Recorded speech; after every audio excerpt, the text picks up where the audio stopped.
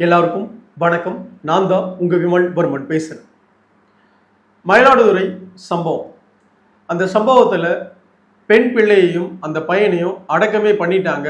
அடக்கம் பண்ணியும் விடுதலை சிறுத்தை கட்சியை சார்ந்தவர்களுக்கும் குறிப்பிட்ட அந்த சமூகத்தை சார்ந்தவர்களுக்கும் இன்னமும் தொடர்ச்சியாக சமூக வலைதளங்களில் இது ஆணவ கொலை தான், இது கொலை தான் அப்படின்ற செய்திகளை தொடர்ச்சியாக பரப்பிட்டே இருக்கிறாங்க. காவல்துறை பக்கம் இருந்து தெளிவா சொல்லிட்டாங்க, இது கொலை கிடையாது, தற்கொலை தான், இருவருமே தற்கொலை பண்ணியிருக்காங்க அப்படின்ற விஷயத்த போஸ்ட்மார்ட்டம் ரிப்போர்ட்ல கொடுத்தும் கூட தொடர்ச்சியாக பார்த்தீங்கன்னா மக்கள் மத்தியில இரு சமூகங்கள் கிட்ட பார்த்தீங்கன்னா ஏதாவது ஒரு சாதிய கலவரத்தை ஏற்படுத்தியே தீரணும் அப்படின்ற நோக்கத்தோட தொடர்ச்சியா பார்த்தீங்கன்னா பட்டியல் சமூகத்திலிருந்து பலர் பார்த்தீங்கன்னா புரட்சியாளர்கள் செயல்பட்டு இருக்கிறாங்க. அப்படி ஒரு புரட்சியாளர் பெண் தான் ஒரு காணொலியை ஒரு 3 நாட்களுக்கு முன்னாடி பதிவு பண்ணி அந்த பதிவு ஒட்டுமொத்தமாக சமூக வலைதளங்கள்ல மிகப்பெரிய ஒரு வைரலா பார்த்தீங்கன்னா பகிரப்பட்டது போலிய சாதி ஒழிப்பு போராளிகளால. என்ன காணொலி அப்படிங்கிறத முதல்ல பார்த்துட்டு வந்துருங்க. பார்த்த பின்னாடி நம்ம முழுவதும் பேசலாம். ஆமாங்க, எந்த காலத்துல சாதி வெறின்னு இருக்கிறீங்க? ஏன் இப்பெல்லாம் சாதி சாதின்ட்டு இருக்கிறீங்க? சாதியெல்லாம் பார்க்காதீங்க. நானும் வன்னீர் தான், படையாச்சி தான். எனக்கு 52 வயசு ஆகுது. எனக்கு மொத்தம் 3 பையன் 3 பொண்ணு. எல்லாமே லவ் பண்ணி தான் கல்யாணம் பண்ணாங்க எங்க குடும்பத்துல. என் 3 மருமகனுமே எஸ்சி தான். அதே மாதிரி என் வீட்டுக்கு வந்த மருமகளும் 2 பேரும் எஸ்சி தான். அந்த அக்கா அவங்க பேசுனத ஒட்டுமொத்த பேருமே பார்த்திருப்பீங்க.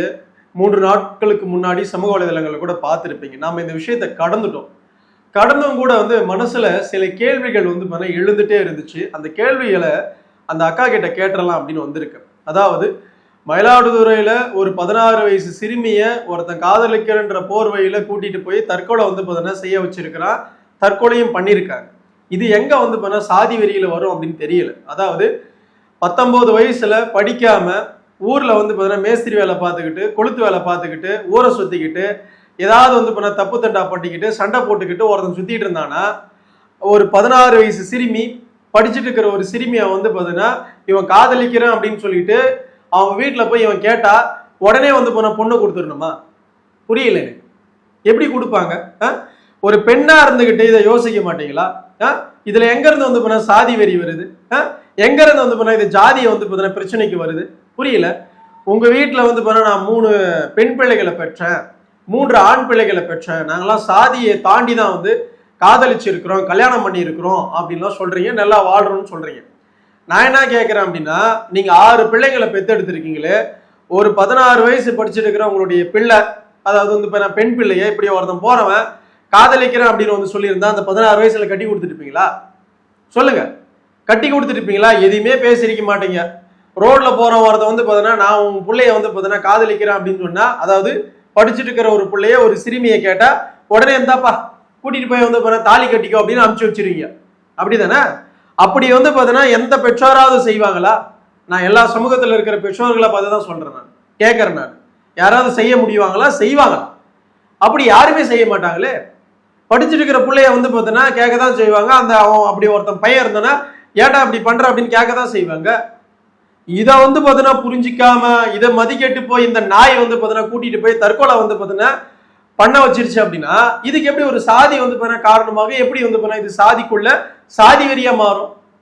இது தற்கொலை அப்படின்னு சொல்லியும் உங்களை மாதிரி இருக்கிற தற்கொலைங்க பூரா சமூக வலைதளங்கள்ல உட்காந்துக்கிட்டு இது சாதி ஆணவ கொலை, இது சாதி வெறி தாக்குதல் அப்படின்லாம் பேசிட்டு இருக்கீங்களே. அதாவது அங்க இருக்கிற வன்னியர் வீடுகள் பார்த்தீங்கன்னா குறிப்பிட்ட தலித் சமூகத்தால சூறையாடப்பட்டுச்சு. அந்த சிறுமியோட வீடு சூறையாடப்பட்டிருக்கு. இதெல்லாம் சாதி வெறியில வராதா? இதெல்லாம் சாதி ஆணவத்துல வராதா? இதெல்லாம் சாதி வெறி போக்குல வராதா? அவங்களுக்கெல்லாம் என்ன நியாயத்தை சொல்லுவீங்க? ஒரு பெண்ணா இருந்துகிட்டு இப்படி பேசுறதுக்கு கொஞ்சம் கூட கூச்சம் இல்லை. குறிப்பிட்ட நீங்க ஒரு சமூகத்துல கல்யாணம் பண்ணிட்டு போயிட்டா ஒட்டுமொத்த பேருமே அதே பின்பற்றணுமா? இது எப்படி இருக்குன்னா, ஊர்ல எவனோ ஒருத்தன் குடிச்சிட்டு இருப்பான், குடிக்கிறவனை பார்த்து குடிக்காதவன் கத்துக்கிட்டு அவனே குடிக்கிறான், அவனை நீங்க எதுவும் கேட்கல, என்னென்னது கேட்கறீங்க அப்படின்னு எவனா ஒருத்தன் பேசினானா எவ்வளவு பெரிய கேவலமான ஒரு செயல்.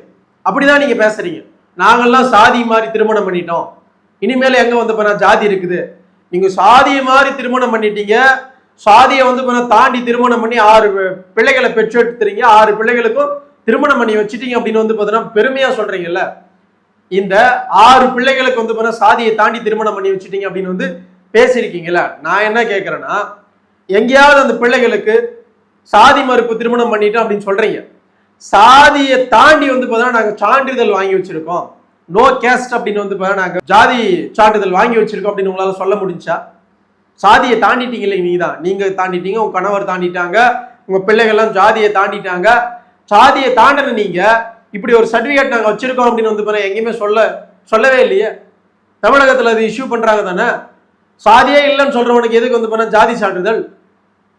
ஜாதி மாதிரி திருமணம் பண்ண நீங்க ஒண்ணு உங்க பிள்ளைகளுக்கு வந்து உங்க சமூகத்துல ஜாதி சான்றிதழ் வாங்கி வச்சிருப்பீங்க, இல்ல அப்படின்னா உங்களுடைய கணவருடைய வந்து பார்த்தீங்கன்னா பட்டியல் சமூகத்துடைய சாதி சான்றிதழ் வாங்கி வச்சிருப்பீங்க. ரெண்டுத்துல எதுனா ஒண்ணு தானே. அப்புறம் எங்க நீங்க ஜாதியை ஒழிச்சிட்டீங்க? எங்க ஜாதியை ஒழிச்சு வந்து என்னதை வந்து செஞ்சிட்டீங்க? ஜாதியை மாதிரி திருமணம் பண்ணவே ஜாதி ஒழிஞ்சிருமா? ஜாதி அங்க ஒழியாது. ஜாதி ஒழிக்கிறது அப்படின்னா ஒட்டுமொத்தமா ஒழிக்கிறது. தன்னுடைய சாதி சான்றிதழ் இருந்து தன்னுடைய எல்லா விஷயத்திலையும் ஜாதியை ஒழிச்சிட்டு வந்து வெளியே வரணும். அப்பதான் உங்களை பார்த்து வந்து பார்த்தீங்கன்னா இன்னொரு பேர் மாறுவான். போக வேண்டியது எங்கேயாவது வந்து பார்த்தீங்கன்னா ஜாதி மறுப்பு திருமணம் பண்ண வேண்டியது குறிப்பிட்ட வந்து பார்த்தீங்கன்னா பட்டியல் சமூகத்துடைய வந்து பார்த்தீங்கன்னா ரிசர்வேஷனை பயன்படுத்துறதுக்காக அந்த சமூகத்துடைய வந்து பார்த்தீங்கன்னா சாதி சான்றிதழை வாங்கி வச்சுக்க வேண்டியது. வாங்கி வச்சுக்கிட்டு அதுக்கப்புறம் சமூக வலைதளங்களில் வந்துட்டு சாதியை தாண்டித்தான் நாங்கள்லாம் இருக்கிறோம், சாதியை ஒழிக்க நாங்க போராடுறோம், சாதியை வந்து பார்த்தீங்கன்னா புரட்சியாளர்கள் நாங்க அப்படின்னு வீண் விவாதத்தை வந்து பார்த்தீங்கன்னா ஏற்படுத்திக்கிட்டு மற்ற சமூகங்கள் கிட்ட வந்து பார்த்தீங்கன்னா ஏதாவது ஒரு பிரச்சனையை கிளப்பிக்கிட்டே இருக்க வேண்டியது. இதெல்லாம் வந்து பார்த்தீங்கன்னா ஒரு வேலையா? நான் வந்து வன்னியர் தான், நான் படையாச்சி தான், அது சொல்றதுக்கு உங்களுக்கு எல்லாம் தகுதியே கிடையாது. புரியுதுங்களா? நீங்க தான் சாதியை தாண்டிட்டீங்களே. சாதியை தாண்டி திருமணம் பண்ணி 6 பிள்ளைகளை பெற்றெடுத்து அந்த பிள்ளைகளையும் வந்து பார்த்தீங்கன்னா நல்லபடியா எங்கேயோ கட்டி கொடுத்து வாழ்றீங்க. சாதி மறுப்பு திருமணங்களை நான் தொடர்ச்சியா பண்ணிட்டேன் அப்படின்னு சொல்லி உங்களுக்கு என்ன வேண்டி கிடக்குது? நான் வன்னியர் அப்படின்ற அந்த அட்ரஸ் பண்றதுக்கு என்ன தகுதி இருக்குது, என்ன வார்த்தை இருக்குது? நீங்களாம் ஜாதியை தாண்டிட்டீங்களே. சாதியை தாண்டாதவன் தான் அந்த பேரை சொல்லணும். சாதியை தாண்டவன் எப்படி வந்து வன்னியர்னு சொல்றான், எப்படி தன்னை தலித்துன்னு சொல்றான், எப்படி தன்னை வந்து பட்டியல் சமூகம் அப்படின்னு சொல்றான், என்னை எப்படி வந்து பார்த்தீங்கன்னா இப்படி கூப்பிடணும் அப்படின்னு ஏன் வந்து எதிர்பார்க்கிறேன்? சாதியை தாண்டின எல்லாரையும் நான் பார்த்து கேட்கிறேன். சாதியை தாண்டனவனுக்கு அவன் வன்னியரா இருந்தாலும் சரி, இல்ல வந்து பட்டியல் சமூகமா இருந்தாலும் சரி, இல்ல தலித்தா இருந்தாலும் யாரா இருந்தாலும் சரி, இதை சாதியை தாண்டிட்டியே, அந்த பேரை நீ பயன்படுத்தக்கூடாது. புரியுதுங்களா? அந்த பேரை பயன்படுத்துறவன் எல்லாமே சாதி சான்றிதழுக்குள்ள, அந்த ரிசர்வேஷனுக்குள்ள, அந்த சமூக கட்டமைப்புக்குள்ள தானே இருக்கான். அப்படி இருக்க வந்து பார்த்தீங்கன்னா இல்லாத நீங்க எதுக்கு வந்து இந்த ஜாதி பேரெல்லாம் பயன்படுத்திட்டு இருக்கீங்க? அப்ப யார் ஜாதியை வந்து அதிகமா பேசுறது? யார் வந்து ஜாதி அதிகமா வந்து மக்கள்கிட்ட ஊக்குவிக்கிறது? நீங்க தான். நான் இந்த ஜாதி, ஆனா நான் ஜாதி மாதிரி கல்யாணம் பண்ணிட்டேன். இது ஒரு பெருமையா? இது ஒரு பெருமையா? நான் இந்த சமூகம் சாதி மாதிரி வந்து கலப்பு திருமணம் பண்ணியிருக்கேன், சாதி மறுப்பு திருமணம் பண்ணியிருக்கேன். எங்க வாழ்க்கையில வந்து என்னுடைய கணவரோ நானோ எந்த இடத்துலையுமே சாதியை பயன்படுத்த மாட்டோம், பயன்படுத்துறது கிடையாது. என் 6 பிள்ளைகளை வந்து பெற்றெடுத்து அந்த 6 பிள்ளைகளுக்கு வந்து சாதி மறுப்பு திருமணங்களை பண்ணி வச்சிருக்கிறேன். சாதியை தாண்டி வந்து நாங்க வந்து சாதி சான்றிதழ் வாங்கி எந்த ஒரு சாதி அமைப்போடைய, எந்த ஒரு சாதி ரிசர்வேஷனுடைய எதையுமே நாங்கள் பயன்படுத்தாம வாழ்ந்துட்டு இருக்கோம் அப்படின்னு சொல்றதுக்கு பேர் தான் உண்மையான சாதி ஒழிப்பு. புரியுதா இல்லையா? அதை ஒன்னத்தையும் கிழிக்கிறது கிடையாது, ஒன்னத்தையும் செய்யறது கிடையாது. சாதி ஒழிப்பு அப்படின்னு சொல்லிக்கிட்டு குறிப்பிட்ட வந்து மற்ற சமூகத்துடைய பெண்களை வந்து பார்த்தீங்கன்னா கவர்ந்து திருமணம் பண்றது மட்டும்தான் சாதி ஒழிப்பு. இது எவ்வளவு பெரிய கொடூரமான ஒரு எண்ணம். படிச்சிருக்கிற ஒரு பிள்ளைய வந்து பார்த்தீங்கன்னா காதல் வயப்படுறது வைக்கிறதுக்கு பேரு சாதி மறுப்பா, சாதி ஒழிப்பா? சொல்லுங்க பார்க்கலாம். எவ்வளவு கேவலமான ஒரு சிந்தனை. இந்த சிந்தனையெல்லாம் வச்சுக்கிட்டு பேசிட்டு இருக்கீங்க. நான் எதை கேட்கறேன்னா, இந்த அக்கா வந்து உட்காந்துக்கிட்டு இன்னைக்கு நான் வன்னியரு, நான் படையாச்சி தான், சாதியை வந்து வெறிய விடுங்க, சாதியை தாண்டி வந்து பேசுங்க அப்படின்னு சொல்றாங்க. அந்த அக்காவுக்கு மிக முக்கியமான ஒரு கேள்வி கேட்கிறேன். இதே விழுப்புரத்துல நவீனான்னு வந்து பார்த்தீங்கன்னா ஒரு பிள்ளைய பட்டியல் சமூகத்துடைய இளைஞர் வந்து பார்த்தீங்கன்னா எரிச்சு கொன்னான். அவன் இன்னும் வந்து உயிரோட இருக்கிறான். அவனுக்கு என்ன தண்டனையை நீங்க வாங்கி கொடுத்துட்டீங்க? சாதி வெறி. எந்த சாதி வெறியில அவன் வந்து அந்த பெண்ணை வந்து கொடுத்தான்? அவனுக்கு என்ன தண்டனை வாங்கி கொடுத்துருக்கீங்க? விருதாச்சலம் பக்கம் திலகவதினு வந்து பார்த்தீங்கன்னா ஒரு வன்னியர் சமூகத்துடைய பெண்ணை வீடு புகுந்து வந்து ஒருத்தன் கத்தியால குத்தி கொண்டான். பட்டியல் சமூகத்தை சார்ந்து வந்து ஒரு இளைஞன். அவனுக்கு வந்து சாதி ரீதியாக பாதுகாப்பு கொடுத்தது விடுதலை சிறுத்தை, அந்த சமூகத்தை சார்ந்தவர்கள். குத்தி கொண்டவனுக்கு வந்து என்ன தண்டனையை வந்து வாங்கி கொடுத்தீங்க? என்ன சமூக நீதியை வந்து பேசுறீங்க? எங்க இங்கெல்லாம் வந்து எங்க ஜாதி வெறியை வந்து எங்க வந்து பார்த்தீங்கன்னா உங்களுக்கு எல்லாம் இல்லாம போயிடுது. சாதியை தாண்டி வந்து பேசுறவங்க வந்து அங்க பாதிக்கப்பட்டது திலகவதின்ற வன்னியர் பெண் அப்படின்னா அங்க பாதிக்க வந்து பாத்தீங்கன்னா அடைய செஞ்ச வந்து பண்ண தலித் அப்படின்னா அவன் பின்னாடி போய் எப்படி நிக்கிறீங்க சொல்லுங்க? இங்கெல்லாம் வந்து பண்ண சாதி ஒளி இல்லையா? அதே உளுந்தூர்பேட்டை பக்கம் வந்து பாத்தீங்கன்னா சரஸ்வதினு ஒரு பொண்ணை ஊடு புகுந்து வந்து பண்ணா கொண்டாடுங்க, பட்டியல் சமூகத்தை சார்ந்த ஒரு பையன். அப்ப அவனுக்கு எங்க வந்து பாத்தீங்கன்னா அந்த சாதி வெறி எங்க வந்து பண்ண இடிக்குது? அப்ப அவனெல்லாம் வந்து பண்ண எந்த சமூக நீதி அடிப்படையில எந்த சாதி ஒழிப்பு கட்டமைப்புல நீங்க எல்லாம் பேசுவீங்க சொல்லுங்க? இதுக்கெல்லாம் என்ன பதில்? நவீனாவுக்கு என்ன பதில்? திலகவதிக்கு என்ன பதில்? சரஸ்வதிக்கு என்ன பதில்? திவ்ய தர்ஷினிக்கு மட்டும் வந்து பாத்தீங்கன்னா பதில் கொடுக்க தெரிஞ்ச இந்த அக்காவுக்கு இவங்களுக்கெல்லாம் என்ன பதில்? 6 மாசத்துக்கு முன்னாடி கிரிக்கெட் விளையாடிட்டு இருந்தாங்க அப்படின்னு சொல்ற ஒரே ஒரு காரணத்தினால கிரிக்கெட் சண்டையில பெட்ரோலை குடிச்சு வந்து பாத்தீங்கன்னா 2 இளைஞர்கள் மேல வந்து பாத்தீங்கன்னா பெட்ரோலை ஊத்தி வந்து பாத்தீங்கன்னா எரிச்சு அதுல ஒரு பையன் செத்தே போயிட்டான். யார் செஞ்சது? யாரு? பட்டியல் சமூகத்தோடைய இளைஞர்கள், வெறும் கிரிக்கெட் போட்டிக்காக. அப்ப அது எங்க இருந்த ஒரு ஜாதி வெறிய? அவனுக்கு தண்டிக்கப்பட்டவனே தண்டிக்கப்படல, அதை பத்தி எவனுமே வாயும் திறக்கல. இதே இடத்துல பாதிக்கப்பட்டது அவனுங்களா இருந்தா மட்டும்தான், தப்பே அவனுக்கு பண்ணியிருந்தா மட்டும் அவனுக்கு பின்னாடி எப்படி நிக்கிறீங்க? ஒரு 16 வயசு புள்ளைய கூட்டிட்டு போய் வந்து பாத்தீங்கன்னா தற்கொலைக்கு தூண்ட வச்சிருக்கிறான், தற்கொலை பண்ண வச்சிருக்கிறான் ஒரு கொத்தனாரு. அவனை கேட்க புத்தி இல்ல, அவனை கேட்க துப்பு இல்ல. இப்படி செய்யறியே, இது தப்புப்பா, நம்ம சமூகத்துல இருக்கிற இல்ல வந்து எந்த சமூகத்துல இருக்கிற இளைஞர்களும் இதை செய்யாதீங்க, படிச்சுட்டு இருக்கிற பிள்ளைகள் மேல வந்து பாத்தீங்கன்னா காதல் வாய் இப்படி எல்லாம் பண்ணாதீங்க அப்படின்னு ஒருத்தர் கூட வாயை திறந்து பேச மாட்டேங்கிறீங்களா? ஒருத்தர் கூட வந்து வாயை திறந்து பேச மாட்டேங்கிறீங்களா? சாதி வெறி எங்க ஓடுது? இதெல்லாம் பார்க்கும்போது தான், இதெல்லாம் பேசாம நீங்க எல்லாம் கடக்கும் போதுதான், இதெல்லாம் ஏன் பேச மாட்டேங்கிற கேள்வி நாங்கெல்லாம் முன் வச்சு நாங்க சாதிய வெறியர்கள். எப்படி ஒரு சமூகம் நேரடியாக பாதிக்கப்படுது, ஒரு சமூகம் வந்து இவ்வளவு துன்பத்தை வந்து அடையுது, அந்த துன்பத்தை பத்தி எவனுமே வாயை திறந்து பேச மாட்டீங்க. அதெல்லாம் வாயை திறந்து பேசினா நாங்கெல்லாம் சாதி வெறியர்கள். ஆமாண்டா, உங்களுடைய தவறுகளை கூட வந்து சரி செய்யறதுக்காக நீங்க ஜாதியை பயன்படுத்தி குறிப்பிட்ட பட்டியல் சமூகத்தை சார்ந்தவர்கள், நாங்கள் குறிப்பிட்ட இந்த மக்கள் சார்ந்தவர்கள் அப்படின்னு நீங்க ஜாதியை வந்து ஒரு கேடயமா பயன்படுத்தி வந்து ஒரு தப்பை சரியாக்க முயல்றீங்க அப்படின்னா, ஒரு தற்கொலையை வந்து ஒரு கொலையாக்க வந்து முயற்சி செய்றீங்க அப்படின்னா அது தற்கொலை தான், அது தப்பு தான் அப்படின்னு பேசுற இடத்துல, அந்த நியாயத்தை பேசுற இடத்துல நாங்கெல்லாம் இருப்போம். அது உங்களுக்கு சாதிய வெறியன்களாக, சாதிய வந்து ஆட்களாக தெரிஞ்சுது அப்படின்னா தப்பு எங்க கண்ணுல இல்ல, உங்க கண்ணுல இருக்கு, உங்க கண்ணோட்டத்துல இருக்கு. நவீனாவுக்கு வந்து சரியான நியாயத்தை சொல்லியிருந்தா, திலகவதிக்கு சரியான நியாயத்தை சொல்லியிருந்தா, சரஸ்வதிக்கு சரியான நியாயத்தை சொல்லியிருந்தா, திவ்ய தர்ஷினியோட குடும்பத்துக்கு இன்னைக்கு வந்து அவங்க குடும்பம் பாதிக்கப்பட்டதுக்கு சரியான நியாயத்தை வந்து நீங்கள் சாதி ஒழிப்பு போராளின்னு சொல்ற எவனா இருந்தாலும் எந்த கட்சியா இருந்தாலும் சரியா நீங்க பேசியிருந்தா சொல்லியிருந்தா கண்டிப்பாக அந்த சமூகம் ஏற்றுக்கொண்டிருக்கும். புரியுதா இல்லையா? நீங்க எதையுமே பேச மாட்டீங்க, எந்த நியாயத்தையும் பேச மாட்டீங்க. கூட்டிட்டு போய் வந்து ஒரு 16 வயசு பிள்ளைய வந்து தற்கொலைக்கு தூண்டிட்டான் அப்படின்னா, தற்கொலை பண்ண வச்சுட்டான் அப்படின்னா அவன் பக்கம் நியாயத்தை அவன் நொட்டுவீங்க. அதெல்லாம் கேட்டுக்கிட்டு நாங்க வந்து சரிங்க அப்படின்னு வந்து ஏத்துக்கணுமா? இது பேர் என்ன வந்து இதுக்கு பேர் என்ன? சாதி ஆணவம் கிடையாதா? இது சாதிய திமிர்ல வராதா? இதெல்லாம் சாதிய திமிர்ல வராதா? நான் சொல்றதுதான் சரி, அது கொலைனா கொலை, இது சாதி திமிர்ல வராதா? இது சாதிய திமிர்ல வராதா? தற்கொலை அப்படின்னு கவர்மெண்ட் வந்து போஸ்ட்மார்ட்டம் ரிப்போர்ட்ல சொன்னா கூட அதை கொலை, அது ஆணவ கொலை அப்படின்னு ஒருத்தன் பேசுறான்னா அது சாதிய திமிர்ல வராதா? சாதி வெறியில வராதா? வரும். சாதி வெறி தான், அது சாதி திமிர் தான். அது இல்லைன்னு சொன்னா எங்களுக்கு சாதிய வெறி, சாதி திமிரா? இந்த கலப்பு திருமணம் பண்ணி வாழ்ந்துட்டு இருக்க வாழ்ந்துட்டு போங்க, உங்களுக்கு எல்லாம் எந்த பிரச்சனையும் இல்லை அப்படின்னா இருந்துட்டு போங்க. புரியுதுங்களா? நீங்கெல்லாம் எங்களுக்கு அட்வைஸ் பண்ண எந்த வந்து அவசியமும் கிடையாது. புரியுதா இல்லையா? எங்களுக்கு எல்லாம் தெரியும் இங்க நடந்துட்டு இருக்கிற பிரச்சனைகள் என்ன, எவன் என்னென்ன பிரச்சனை பண்றான், எந்தெந்த சமூகத்துல இருந்து எப்படியாப்பட்ட பிரச்சனைகள் வருது, எங்கெங்க எந்த மாதிரியான வந்து பின்னடைவுகளை வந்து பண்ணிட்டு இருக்க எல்லாம் தெரியும். புரியுதா இல்லையா? இங்க யாருக்கும் எதுவும் தெரியாமலாம் கிடையாது. சும்மா வந்து பொதுத்துல உட்காந்துக்கிட்டு நானும் வன்னியர் தான், நானும் படையாச்சி தான் அப்படின்னு பேசுறதெல்லாம் முதல்ல நிறுத்திக்கங்க. புரியுதா இல்லைங்களா?